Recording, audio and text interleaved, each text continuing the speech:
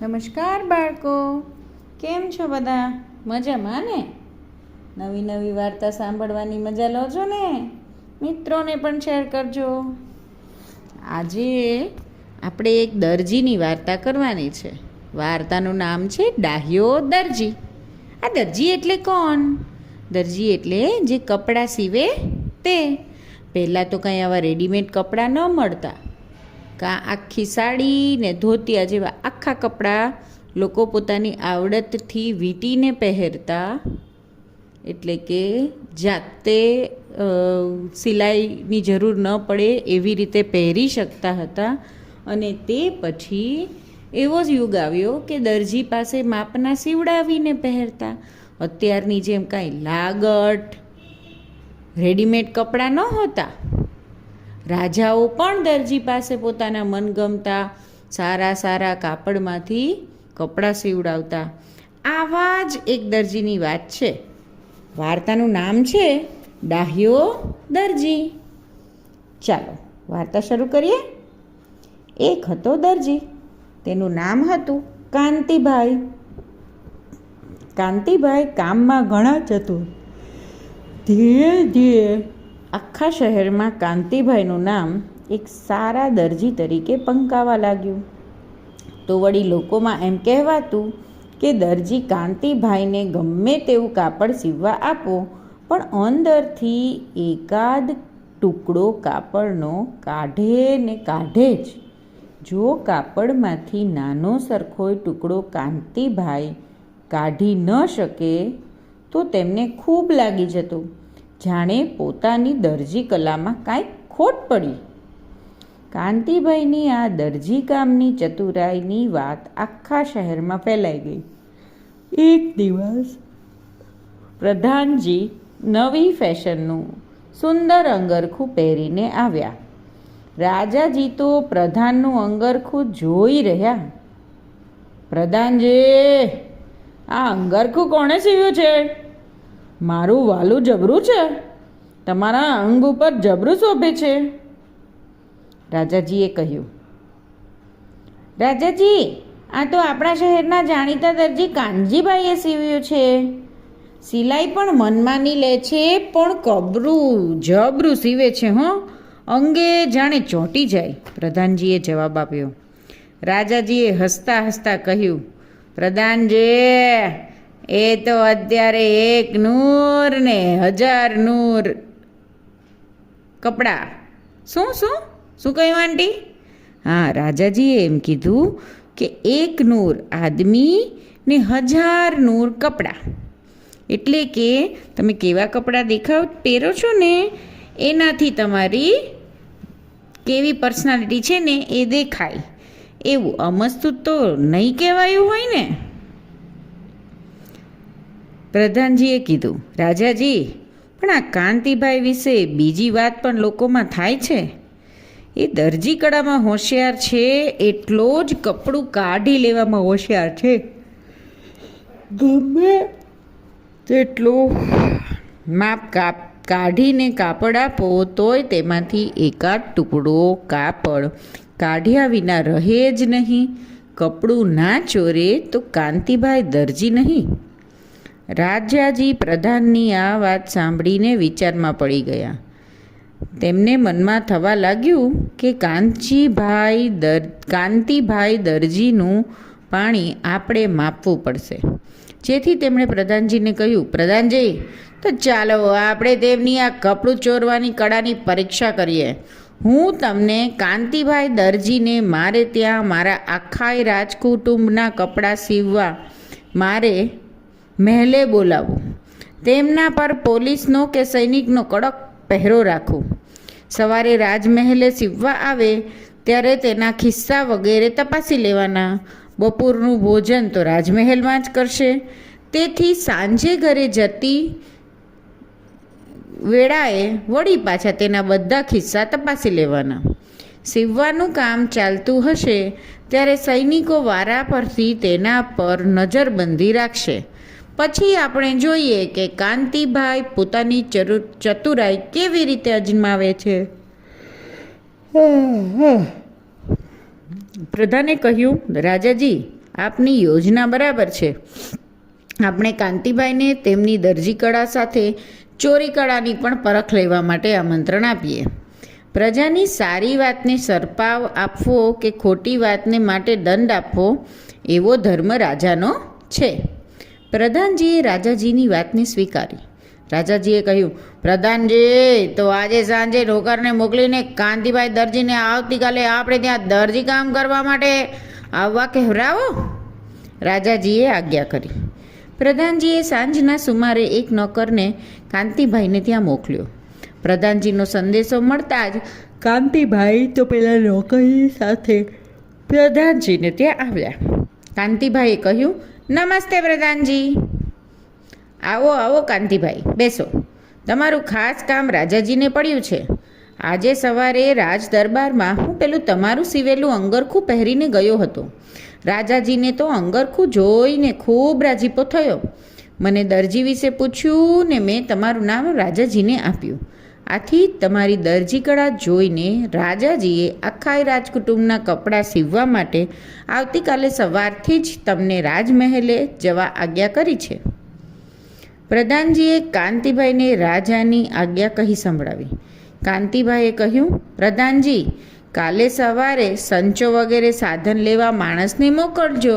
હું હાજર થઈ જઈશ. બીજે દિવસે સવારે રાજાજીને ત્યાંથી 2-3 નોકરો આવ્યા. સંચો તથા બીજી જરૂરી સામગ્રી લઈને ગયા.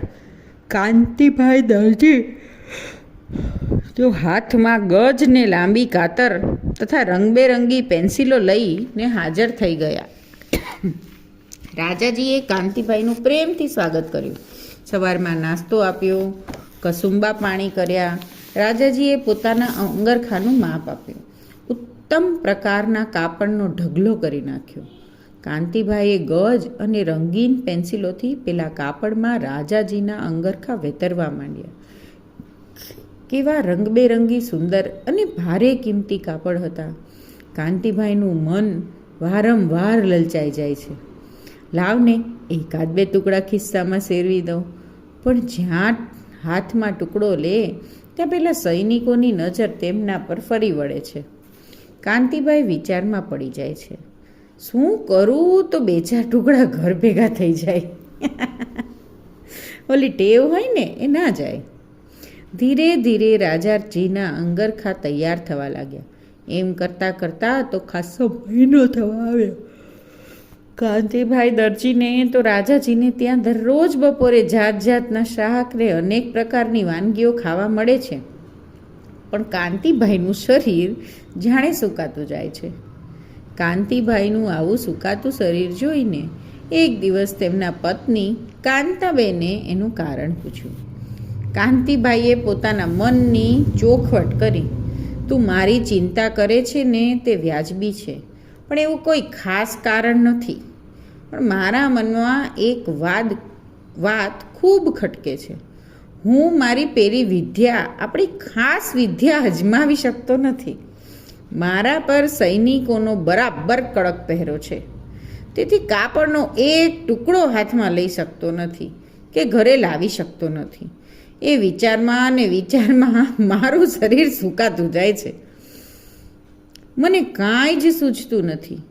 મારે એવું તો શું કરવું કે કાપડનો ટુકડો હું નિરાતે ચોરી શકું.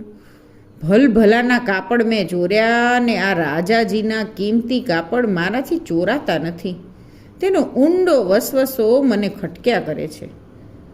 ધર્મપત્નીએ કહ્યું, હે નાથ, કાપડમાંથી એકાદો ટુકડોય કાઢી લેવો એ તો આપણા બાપ દાદાનો આપેલો ધર્મ છે.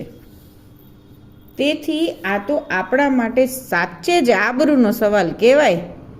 પણ તમે ચિંતા કરશો નહીં.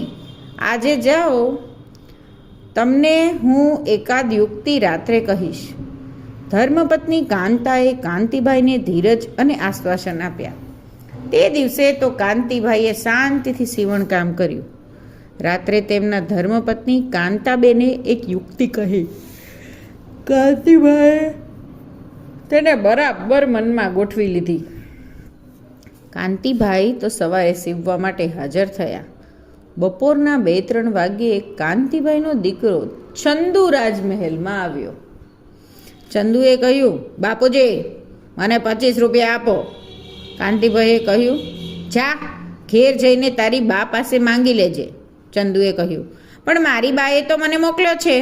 કાંતિભાઈએ કહ્યું તો ખરું ને કે પૈસા નથી, જા પાછો જા. ચંદુએ કહ્યું, પણ મારી બાએ તો મને મોકલ્યો છે. કાંતિભાઈએ કહ્યું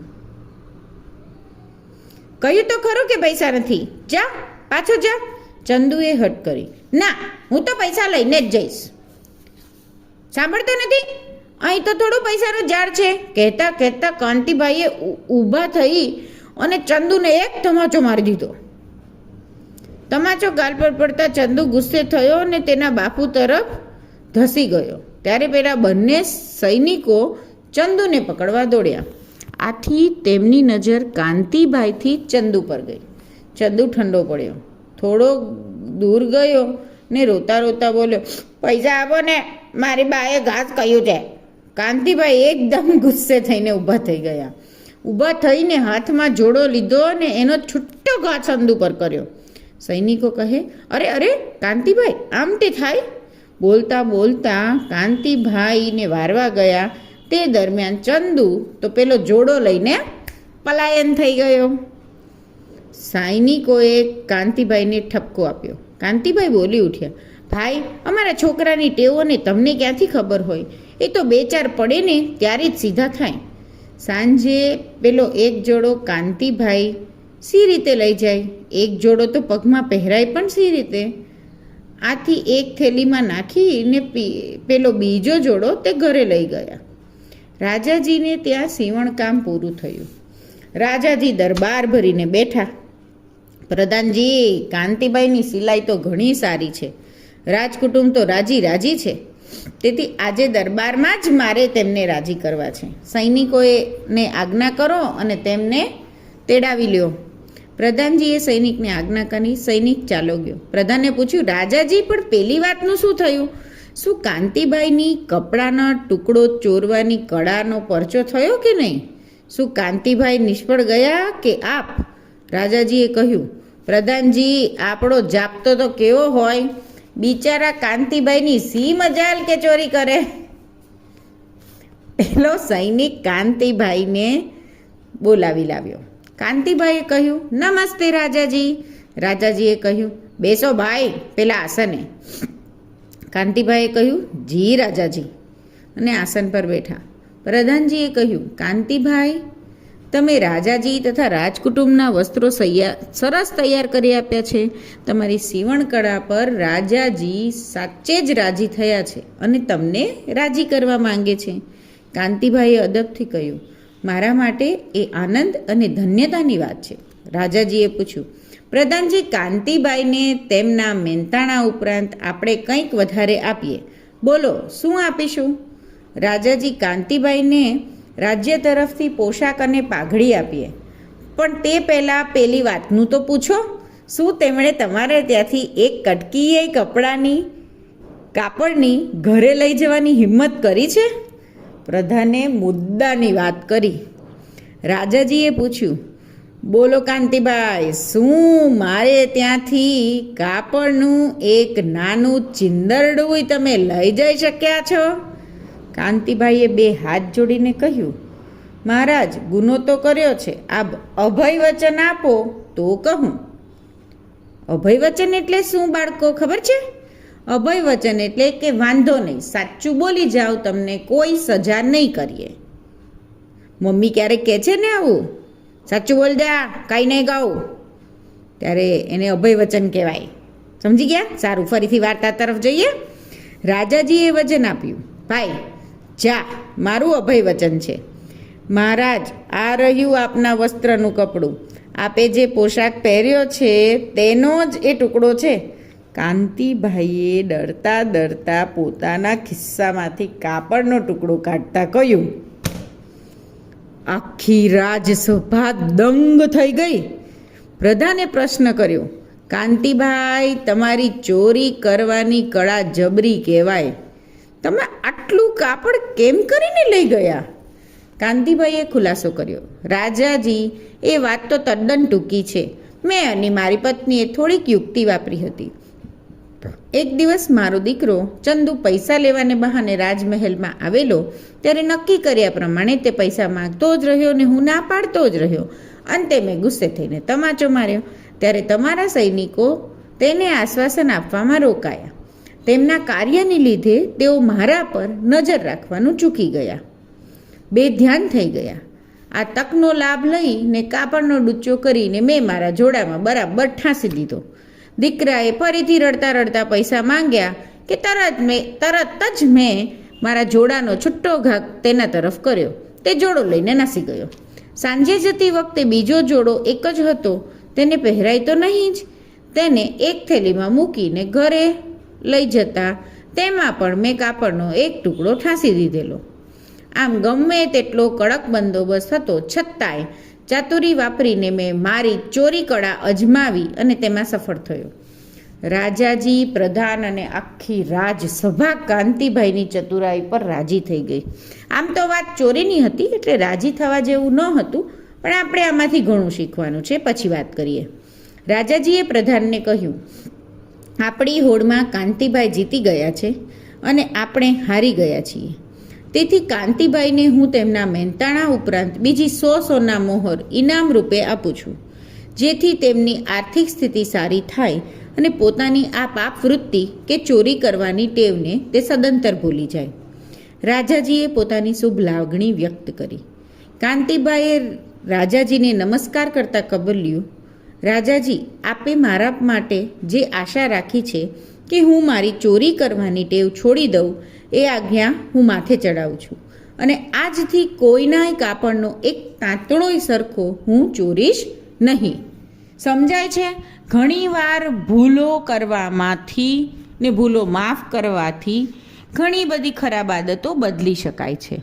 બીજું, તમારા કામમાંથી તમે બેધ્યાન થાવ, જેમ સૈનિકો થયા કોઈ પણ કારણસર, એટલે નુકસાન પાક્કું જ છે. આ તો રાજા સારો, નકર સૈનિકોને પણ આ વાતે ખીજાઈ શકે કે તમે કેમ એવી ભૂલ કરી. સૈનિકોનું કામ ધ્યાન રાખવાનું હતું, એમણે એમાંથી બેધ્યાન થવાની ભૂલ કરી એટલે કોઈની ચતુરાઈ કામ કરી ગઈ. એટલે વાર્તામાંથી આપણે એવું શીખવાનું છે કે કલા ચોરી કરવાની હોય એનું રીઝન પણ એનું ઓછું માપદંડ, કોઈ કાર્યનું ઓછું પેમેન્ટ મળતું હોય એ હોય છે. એટલે જ્યારે તમે કોઈ ઈચ્છા ચોરી કરવાની થાય, ઘણીવાર આપણી ગમતી વસ્તુ આપણી પાસે ના હોય તો બાળકોને પણ ચોરી કરવાની ઈચ્છા થાય છે, તો આપણી કેપેસિટી વધારવાની ને આપણે એ વસ્તુને લાયક બનવાનું. આરામથી સાદો સીધો રસ્તો લઈ લેવાનો, ચોરી કરી લેવાની નહીં અપનાવવાનું, તાકાત વધારવાની. સમજાય છે ને? અને પોતાના કામ પર ફોકસ રાખવાનું. સારું, આજ તો બહુ લાંબી વાર્તા થઈ ગઈ બાળકો. ચલો હવે ગુડ નાઇટ.